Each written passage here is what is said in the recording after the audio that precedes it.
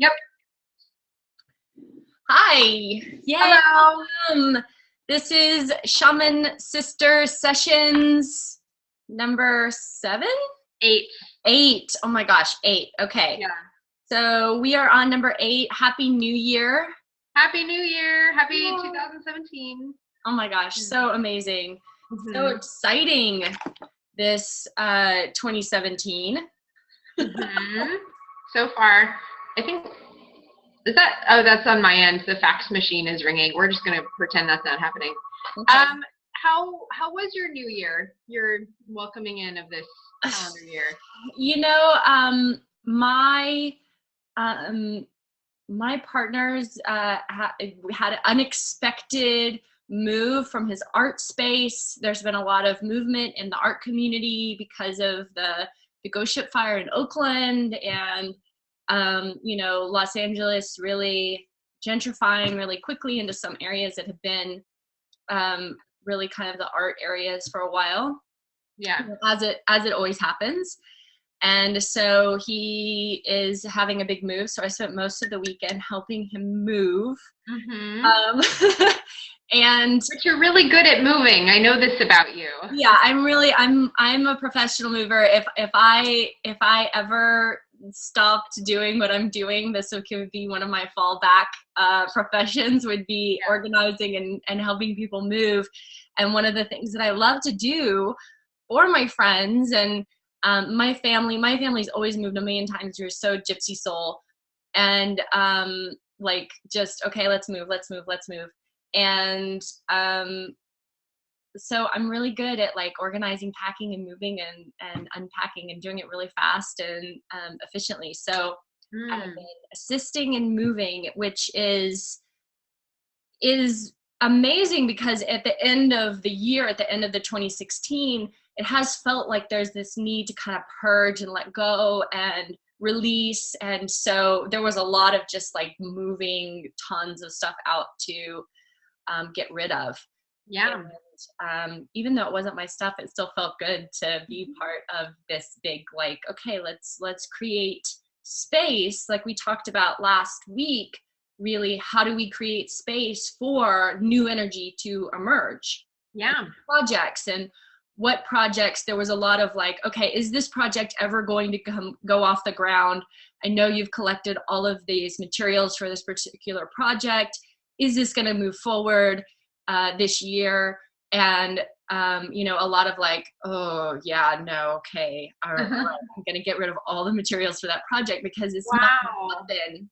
Yeah. And just like we were talking about last week around closing up the energy loops on projects and things that we weren't going to move forward on, that's what I spent all week doing after our talk. Oh, that's amazing. Yeah, so working with the cycles of completion. And for those of you who are watching who are curious about that, we do have all the episodes uploaded, so you can go in the backlog and watch if you're curious. But yeah, that's amazing. So cycles of completion, finishing up the old things and moving, even though it wasn't your stuff, moving the stuff out so that you could create space. And that's, yeah, what a beautiful way to bring in the new year. Moving. It would be so cathartic and in alignment with the energies that we're doing right now. Yeah. And then after that, it was really just kind of being here and relaxing and kind of re-upping. It's felt like, okay, 2017, there's a lot of energy that's coming in, and I'm moving forward. I have new programs that are that I'm opening, and so it feels like there's a lot to be moving forward on these new projects. And so I'm giving myself some space for just rest and kind of rejuvenating into my preparation for what's coming. Yeah. That sounds great. How about you, Michelle? My New Year's weekend was really lovely, and actually, now that I'm thinking about it, I I set the tone really strongly on New Year's Day. So granted, my own personal New Year, I treat as the solstice. So I did, some solstice ceremony a couple of weeks ago. I'm already a couple of weeks into my New Year. But for this calendar year, I was hanging out with my guy all day, and on New Year's Day, we went for a long run together. And I think it was in last episode we were talking about, something that I would like to bring to a close for myself with the cycles of completion was the idea of I'm not a good athlete. And, for me being the kid in PE class who was a terrible runner, right? And so then for me to go on a run with anybody else, with any other person is kind of a big deal. For me to go on a run with my boyfriend, who is a strong man, is even a bigger deal. And so, but I did it, and we did our 4.5-mile run together, and we were pretty close in pace. So it was pretty good. And I felt myself working through those inner child anxieties of, oh God, I'm so slow. Oh God, and then it was fine. And I hit that sweet spot of being warm and comfortable in my body and just and opened up, and it was great. And so that felt like it was setting a really good tone of new energy of being present in my body and comfortable in the way that I am cultivating of I am a good athlete as I am training for this half marathon. So that was a nice start, good precedent for it.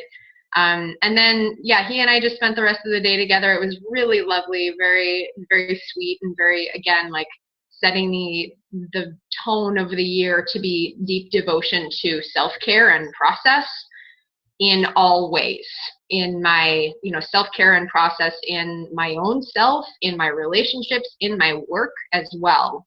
Because this is an idea that's just occurring to me now, but it makes so much sense, and you and I, Kat, we both, you teach practice, I know. And how does that practice, I want to impart our viewers with this idea of how does your personal practice carry over to your work? How can you still cultivate your personal practice while you're working? Because it's not just about you putting out the energy, it's about you devoting to yourself as you devote to other, as you devote to purpose and to spirit. That's what I was doing all weekend. Yeah. And, even finding that peace around, I always say that every moment is practice. Mm-hmm. That every moment is practice. And often the places where we need to shift our awareness, our mindfulness, and bring our practice is into our relationships, into our work or our interactions in community. And that's usually we can go off and do our meditations and do our practices, yoga and all of those things, and then really putting it out into the world when you're tired and you're, for me, it was okay, at a certain point, I'm exhausted, I'm dirty, I'm lifting really heavy, boxes of tools, and because he's such an artist, he has so many things of tools and paint and I'm oh my God, this bin of tape is so and being present inside my body and listening to what it needs, listening to how much water I need and when I need to take a break or eat or kind of tune back in to my partner and be in this sort of flow state with him and what we're creating together at that moment. It really is that chance to, outside of my perfect setup of beautiful nature and my yoga mat and my candles and my quiet and all of those things, to be in the middle of downtown Los Angeles and working and lots of chaos because there's 80 artists that are moving out of this huge space. Oh, so my goodness. There's massive chaos happening in the midst. And just to be in that state of practice and awareness and mindfulness within the entire thing. Yeah, I think we're going to touch upon that briefly in our talk today too. I think honestly though, like that, we should jot down as another idea to make a whole episode about the integration of your practice, right? Living meditation. Okay, writing that down. But right, but I mean, I'm really glad that you brought that up from the idea of today we're talking about new and renew. And, you know, and this is the perfect time for it as we're stepping into these, I am being interrupted. This is one of those moments where there's a message coming through. Right, yeah, I'm being tapped on. Hello, Michelle, say this thing. Give me a second. So we're hearing about the winds of change today. The winds of change. Thank you, guides and teachers, for your presence here today. We welcome messages for the highest and greatest good of all of those tuning in and listening, so that we may receive this knowledge, we may receive these energies. Allow the winds of change to step into your heart space and blow away the dust of that which was. Feel these winds of change course within you and move through your veins, gently brushing free all the debris of that which you chose to let go. Allow these winds of change to gently course into your lungs and fuel your body from within with radiance.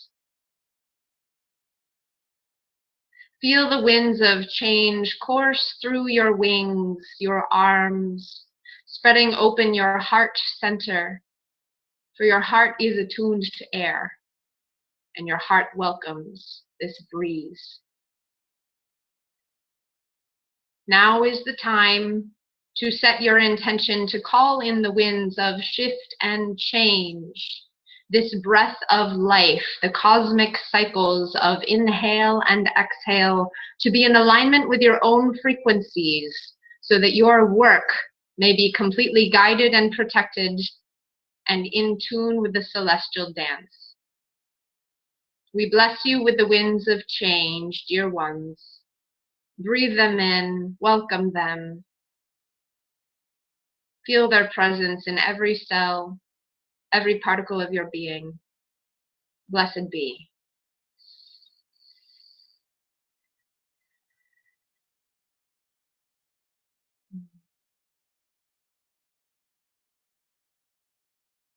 Winds of change. Woo. Thank you. Yeah. Thank you. Thank you. Thank you. Mm-hmm. Yeah, really beautiful. Thanks. So that's what it looks like when I channel. Sometimes. Right. Yeah, sometimes. That's true. Sometimes it's all over the place. But that's interesting. And actually, I've been hearing those words, the winds of change, for a little while now. Yeah, I guess we talked about the winds of change, or it came up in, I think when we did Animal Dance, I think there was some stuff that was coming through around winds of change. Or was there? I don't remember that. At some point, there's something that we've done together. There has been something that came through around the winds of change. Okay. Cool. Yeah, and I don't know when that was, but I somehow remember it, or maybe I'm forward remembering. You're having future memories. I'm remembering it. I love it. Memory. Great. Sounds a little sexy. But let's go ahead and viewers, I'd like to invite you to take a moment as we receive that message. All of us. Let's they were talking about breathing into the heart space, and the heart is attuned to air. So if you feel so called, go ahead and close your eyes and feel this invitation, this wind of change invitation, and invite it into your heart space. And maybe open the wings, open the space between in the armpits, so that we can really breathe in that energy.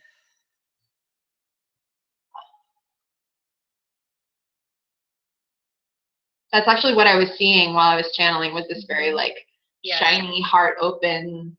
Yeah, I could see that too. Yes.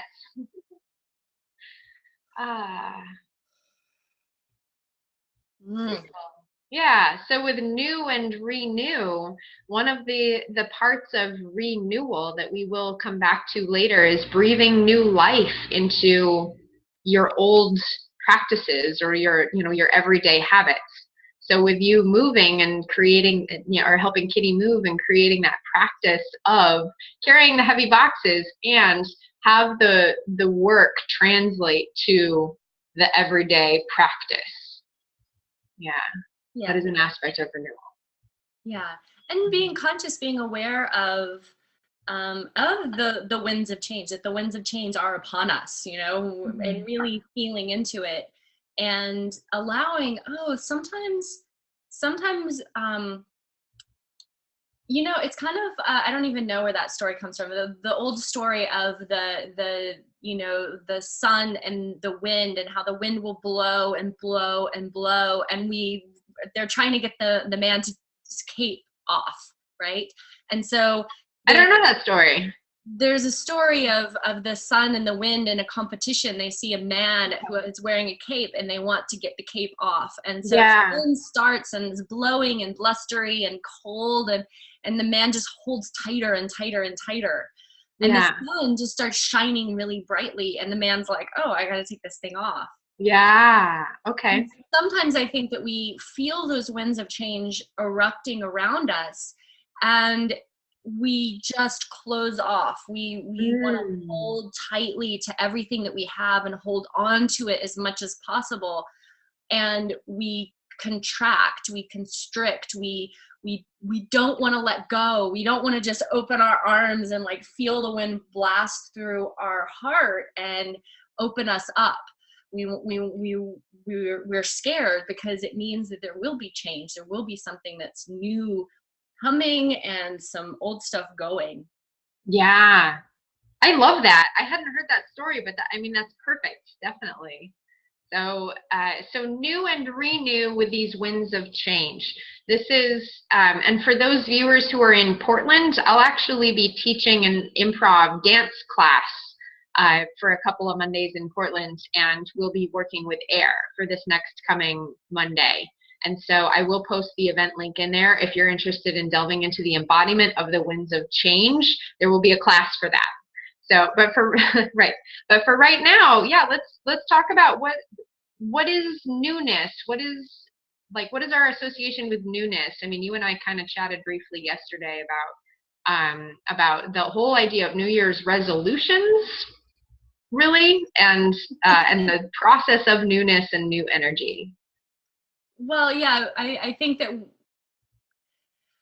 we're all sort of hit at this time of year that, oh, this is a new time, and now we need to create resolutions, and we need to decide that we're going to do something that we've never done before, and we're going to make this commitment. And we start focusing on, what am I going to do in this new year, and what's up next for me. And last week we did a really important talk around closing out the old energies and containing things, letting things go before we start creating newness.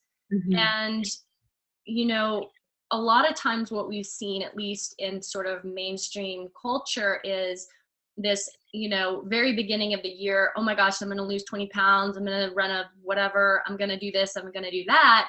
And a couple of weeks in, it's like, no, it's gone. There's nothing attached to it. Because we've made like the list of the thing, but there's no emotional attachment. There's no, like, we haven't actually formed a relationship with the resolve. Of what the actual, it's a resolution, like the resolve that's there around why we're doing it, and really visioning ourselves forward into its completion. And feeling that, like feeling what it feels like to be in completion of that. We are making these resolutions oftentimes from a place of less or lack or need or want or not being enough. I'm not pretty enough, so I need to lose 20 pounds so that I can get a man. But we're not like really feeling into maybe the deeper experience of what that is for us, right? If it is like health and vitality and being able to go and climb this mountain that I've always wanted to climb, or go learn how to surf, or like all of the things that maybe are attached to that thing, but we sort of piece it out into one little separate entity of our life that we're not able to really give our energy to. Yeah, and I love that, we're absolutely going to come back to the resolve aspect. There's another component of this that I feel is really relevant to how we as a society perceive newness and new energy. So think for a moment about, something new, whatever it might be, a new relationship, a new job, a new house, a new toy, a new whatever. There's that initial phase of excitement of, okay, I have this new thing. This is great. And it's the sugar high equivalent of this of energy. We have the new relationship energy. Everybody loves new relationship energy, right? And then it's like, okay, you kind of ground in after a couple of months. You're like, now what? That now what point is where a lot of people lose steam, because we're not connected to the resolve, Kat, like you were talking about, the resolve. Your list of New Year's resolutions, those list of things, those aren't the resolution part. It's the part that comes after. It's the follow through. That is your resolution. Think about what that word even means, right? This is just a list. Your resolve is what carries you through. It's a commitment that you make to yourself, or a commitment to your new job or your new home or whatever the deal is. And that's where we get into, what does it really mean to work with new energy? Because newness can be, it can be a little flash and then leave immediately. Again, that's the sugar high newness. But the way to actually integrate new energy is through perseverance. It's through the resolve. It's through the sustaining, pushing past that point of meh, or that like, okay, well, the novelty has worn off, and, again, easily distracted, ready to move on to the next thing. That's where the work really begins, and that's where you actually ground the new energies into your life. Yeah, and it takes a while, right? It takes a while to create something new. I think that in our, kind of throwaway society, for us, our generation, we have always had access to everything. In a certain kind of way, right? If you really wanted something, you could go to the store and buy it. You might have to save money, or you might have to like beg your parents, or whatever it is, but it's there. You can have it. You can, we've kind of been taught anything you want, you can have. And things are so like relatively to what things are, like that, that you can buy, especially like plastic stuff, right? That you can buy something that is something that has been created. Like there's so many parts in this little pen, and like I got this for free at a sushi restaurant. Like the fact that there's so much stuff, and what it really takes to go into the creation of things. Like we don't have a lot of connection to that. We don't have a lot of connection. As children, we didn't see our mom. Some people obviously did, but for a lot of us in America, we don't see like our mom having to make every single stitch of clothes that we wear. We don't see, that what it actually takes to make a pair of shoes, or to build something, because your dad has to actually go out and build the fence and keep making things out of whatever it is that you already have. And so I think that we're a little bit disconnected from the processes that it takes to actually have creation and to make things, and that it actually takes something. It takes something to make something. Yeah. And then we go, oh well, I want to be this thing. I want to create this in my life. and we're sort of disconnected from the processes that Yeah. how much work it actually does take to make something, even if we're making Right. ourselves something, right? Right. Yeah. How do you get there? So I feel like we have a good idea of, you know, the beginning of the process and the end of the process. So like, you know, I feel as though the personal health care is a really common one for New Year's. So let's go with that analogy for now. You threw out the idea of, okay, lose 20 pounds, for example.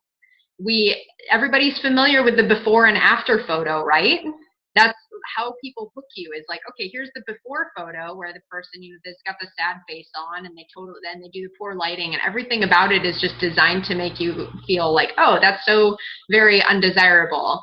And then the after photo is the smiling, well lit, well posed, whatever.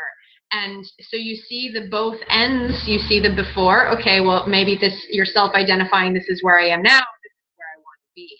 And there's nothing in between. There's no, you know, so it's, and everybody's seen those magazines or whatever commercials too, like, oh, new year, new you, or whatever bullshit is out there.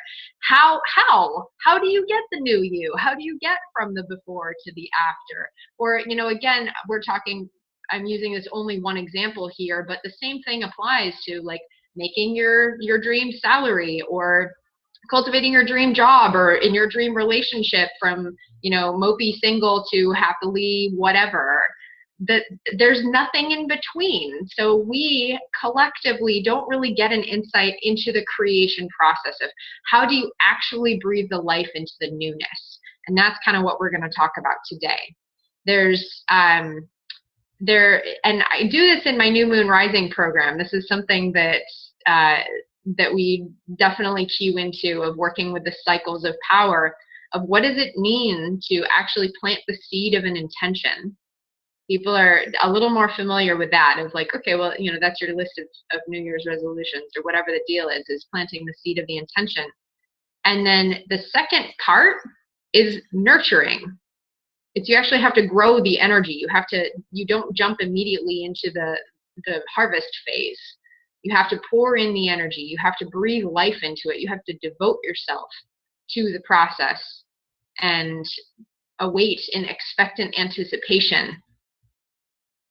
Yeah. And that, I think, you have to create the conditions, right? You have to create the conditions. A seed does not grow unless it's a certain temperature, unless it gets a certain amount of sunshine, it gets a certain amount of water, it has a certain amount of nutrition in the soil. And certain seeds can grow in really shitty conditions, and certain seeds, like, they're so particular, they have to have a certain pH balance to the soil in order to grow. Certain seeds need fire in order to open up and grow. Certain seeds need a very specific temperature window in order to, like, bring themselves to life. And so we have to look at, like, not just it's a list of things, but what is it really going to take to get through the process? Like, what is the water? What is the sun? What is the nutrition that I need to give to each and every different little seed along the way that I'm going to actually be successful in growing this? Mm-hmm. Yeah. Do you have any such seeds yourself that, let's have a look at this. Krista says you have to be patient. Yes. Yeah, the universe doesn't always give you what you desire right away. You have to be willing to hang on to the intention, and is ready to be manifested. Absolutely. Yeah, and I think that one of the things that I see in this sort of like spiritual manifestation culture that we've developed is this almost like self-shaming and even shaming of others, that if you're not manifesting a certain thing, if you're not making a certain amount of money, if you're not have the relationship, if things aren't the way that you put on your vision board by a certain amount of time, then you somehow have some kind of like broken manifestation skill. You're not doing it right. Yeah, law of attraction shaming. Right. Right. I hate it. Okay. Yeah. So let's kind of ground this in our real world examples a little bit. Do you have any such seeds that you want to talk about? Or, I mean, I've got one. If well, you talk about yours, and then I'll think. Okay. So one such seed for myself, I'm pretty sure I have brought this up in a previous episode. And also I'll invite our viewers too, if you have a seed, an intention seed that you've planted for yourself and you'd like to chat it into the discussion, maybe receive some feedback. If that feels appropriate to you, now's a good time to do that. So for example, yeah, I know I brought this up previously where years ago, whenever asked, what do you want to do with your life when you grow up, Michelle? And I had this idea of I want to be paid to travel and speak.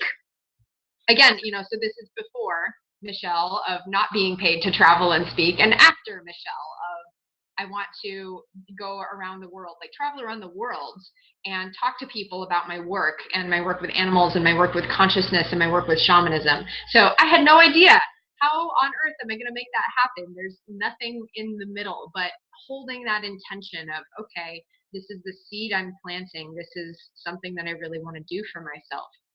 And I've started in small ways. I've been, I've given little talks at various shops around town. I did, a lecture on animal communication at the herb shop years ago, right? And doing my channeling events and speaking in front of people and teaching my Reiki classes, all of which are me speaking about my work in front of people. Then we were invited to teach our animal dance workshop at the retreats in a couple of times this year, and so that was actually the first time that I got to travel, like be compensated to travel to speak and do my work. So that was amazing, and thank you for sharing that with me. And even this that we're doing, this is a step in that direction of we are speaking. You and I are sharing our work, sharing our passion for what we're doing, and putting it out into the world where who knows how many people are watching it all over the place. And then with being invited to speak at these events in May, these up-leveling TED Talk style events, what's the next step for that? So before is, okay, Michelle's speaking at home on her computer where she's totally fine, or speaking in front of, a few people, 20 people, speaking in front of 800 people from all over the world. What's the in between for that? So now I'm breaking it down a little farther of, okay, I'm going to practice speaking. I'm going to make an effort to go to meetings where I practice speaking in front of people. I practice giving TED Talk style speeches. So this is me pouring devotion and energy into this very long-term goal of mine, where who knows how long it's going to take me to get to this after point where I get to travel the world and be paid to travel the world to speak. But in the process, I am holding that intention. It's constantly receiving new energy. I'm breathing new life into it with these other speaking engagements, with this practice, this devotion. That's one way that I am cultivating this newness.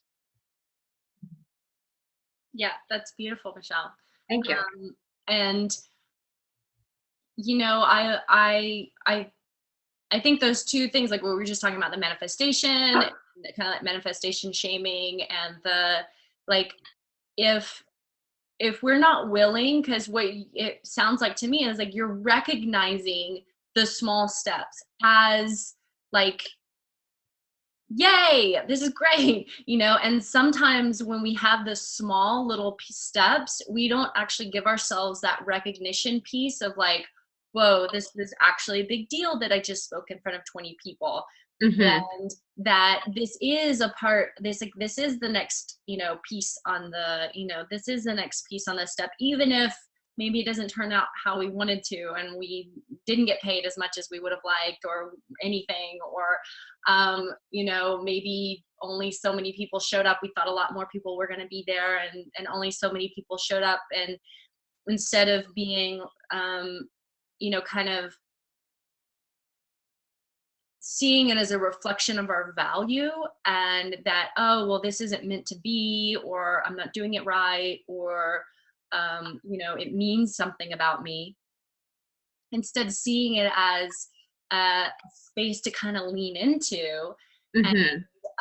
And be like, yeah, well, because we're going to get knocked down. we're going to totally fail. If your vision is big enough, you're gonna fail a few times. Hopefully it's not gonna be so horrible, but of the people who are truly successful in what it is that they're doing, like there is a certain amount of failure that occurs in every big dream and every big project where, you go to teach a class and nobody shows up, or one person shows up and you're like, does this mean I'm not supposed to do this?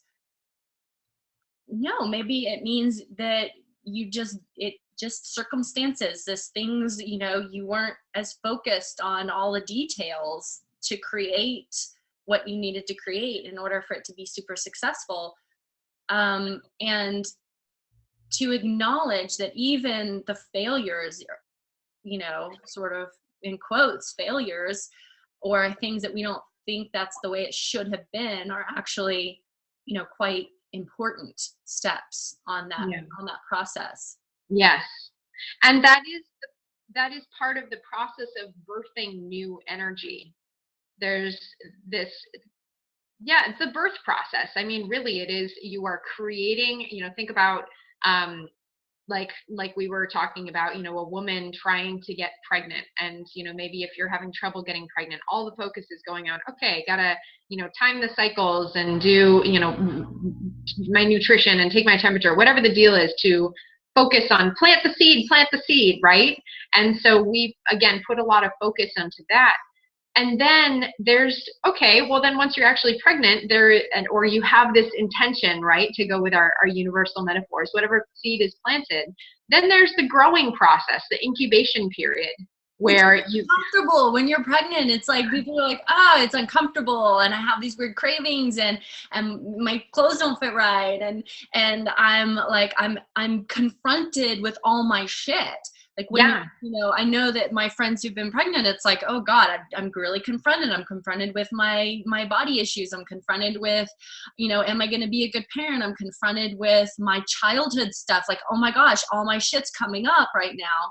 Like, in the incubation phase, we get to witness ourselves in a lot of our, our shadow, or the stuff that needs to be worked through, and that happens in that incubation phase of our dream, no matter what it is, right? I'm sure, like, even you're doing this half marathon, and there's that period while you're training where all the stuff comes up around who you are as this runner.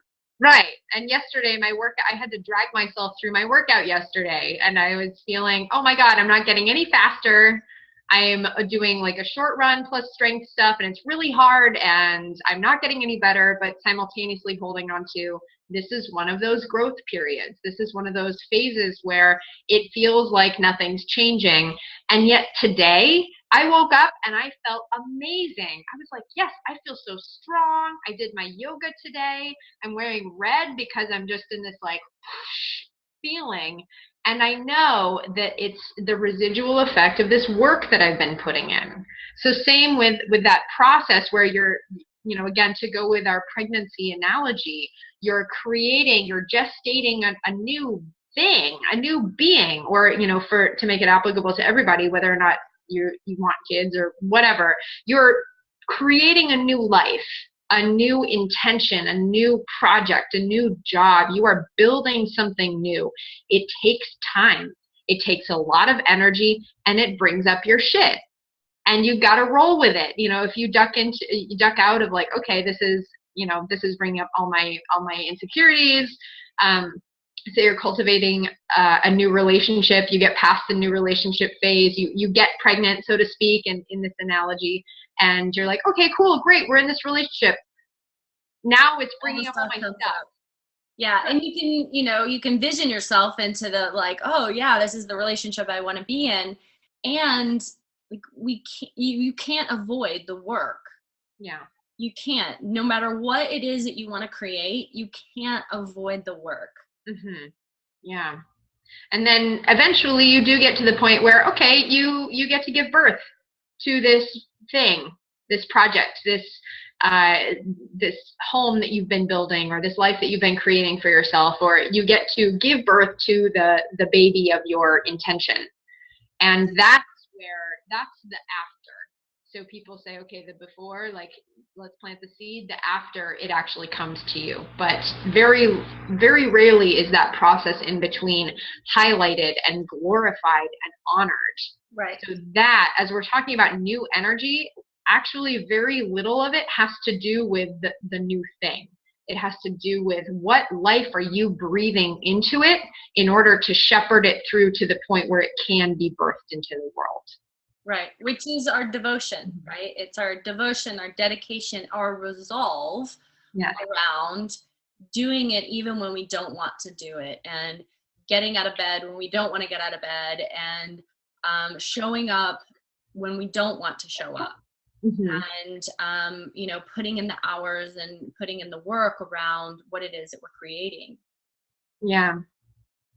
So Michelle, we don't have a ton of time left, so I want to make sure that we hit into like any, like, you know, we've given some really nice tools and sort of tips in our former episodes around our topic, and I want to make sure that we hit any things that you use and I use that we're utilizing to make this creation, to have our newness, to have our renewal of energy into our projects or our, you know, whatever our intention is.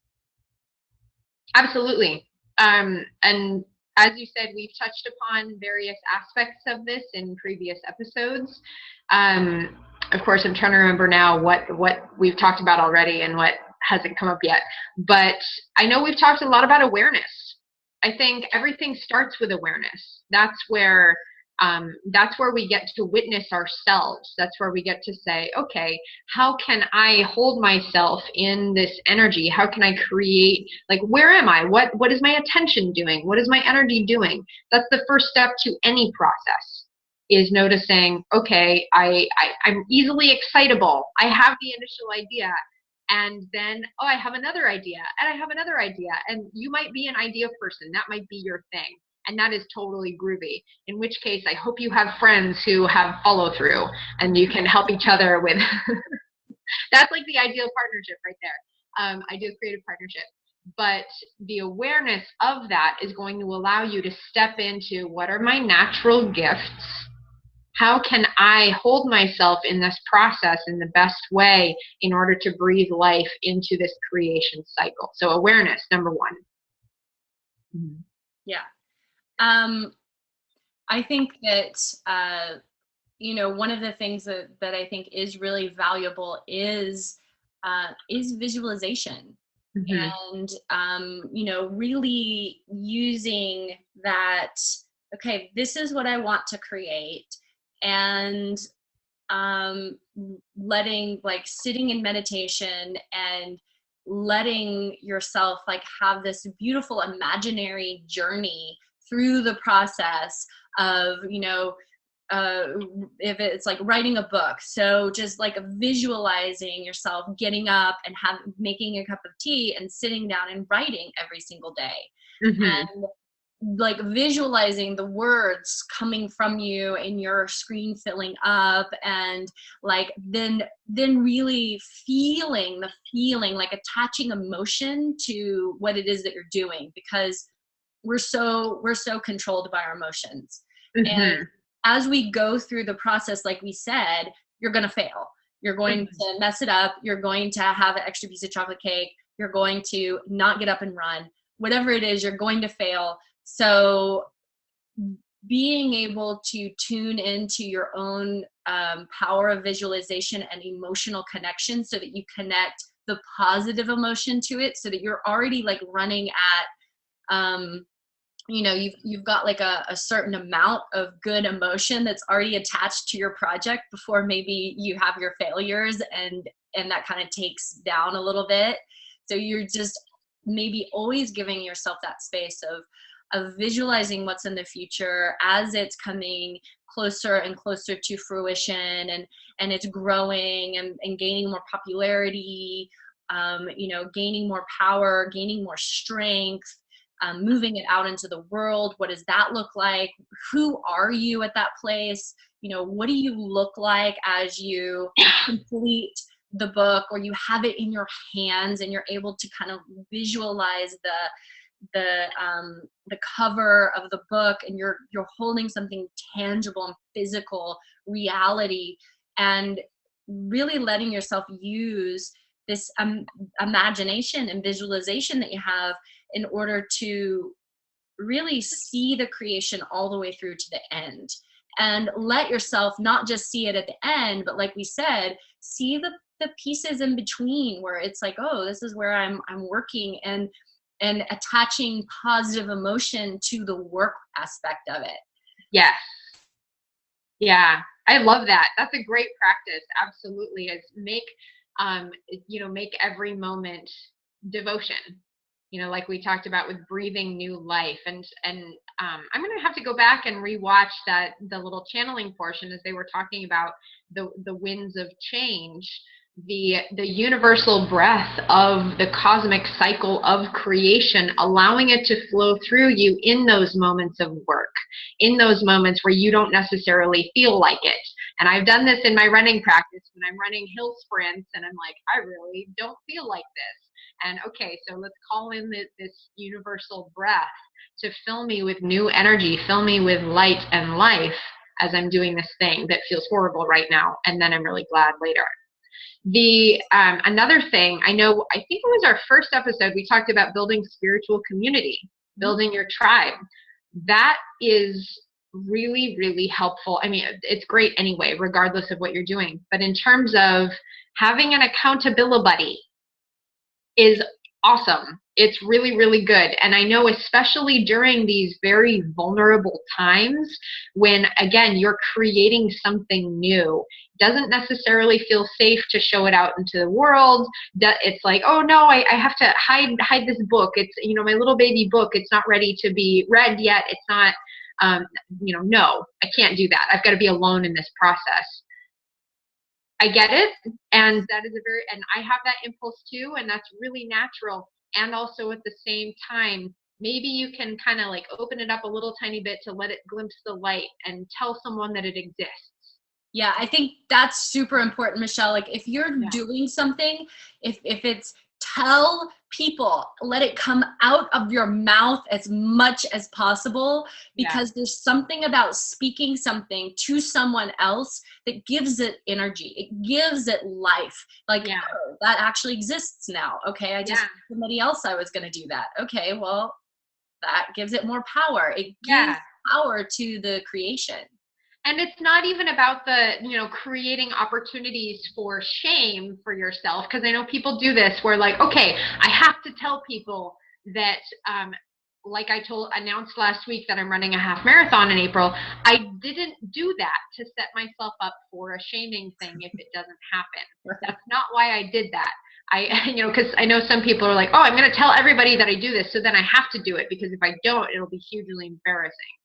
Yeah, that's not the reason. No, that's not the reason. Energy here. We're talking about creative energy that you're drawing in, not shaming yourself for if it doesn't work out. No, but by doing so, Kat, like you said, you're putting it out into the world. Words have power. Sharing collective energy and collective intention has power. Absolutely. Yeah, telling selective people who are supportive. Yeah, exactly. So be cautious and aware of, not telling maybe the family member or the friend who is kind of the negative, like that will never happen, what are you thinking, kind of person, really being aware of who you're sharing your dreams with, because the dreams are just, they're tiny little baby, sweet, fragile dreams right. Yeah, definitely. Pick your allies. Absolutely. And if you're especially feeling really vulnerable with like, this little baby book idea project, maybe you don't read it, have your estranged father read it immediately.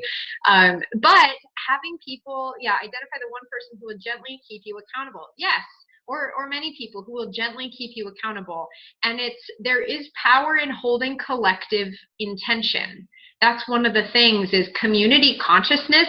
Even if those people, if you don't speak to those people about it ever again, you're planting the seed not only in your own energy field, but you're planting the seed in their energy field as well. And by sharing that with a loving person, with an ally, you're asking them, hey, help me hold on to this energy, please. And, they can say, yes, absolutely, great, I want that for you. And even if that's all the thought they ever put to it ever again, they are still adding, yes, I am holding that intention for you. And that is really beautiful. That's, an element of having those kinds of allies. There's also the component of, you're going to have times when you don't feel like doing whatever it is. And having someone there, maybe you have some kind of accountability arrangement, that's a really, really good thing to have. And I know that other people talk about, this is all over the place with whatever thing you're trying to do, have an accountability buddy. Yeah, have a once a week check-in, or, we join. I'm in a very expensive mastermind, and one of the reasons you're in the mastermind is because you have all these other people who are like, go, go, go. Yeah. And, like, you can create that. I know, Michelle, last year, no, 2 years, oh my God, 2 years ago, we created our little once a week gathering. And that was really helpful and transformative, I think, for our work in the world, because we just kept every week like, okay, we're going to be committed to show up, and we're going to talk about our business. We're going to talk about what's happening in our personal lives. We're going to talk about our evolutions, and we're going to support each other and get feedback on stuff. Yeah, absolutely. Our women's group. Lovely.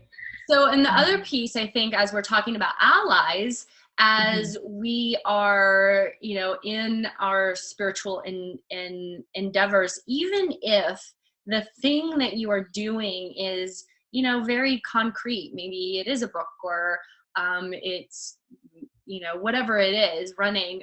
Okay, so here's a good one. If you're running, like, who are you calling in as your spiritual allies to help you when you are like, you're down, you don't want to do it? Who are you being devotional to? Who's on your altar?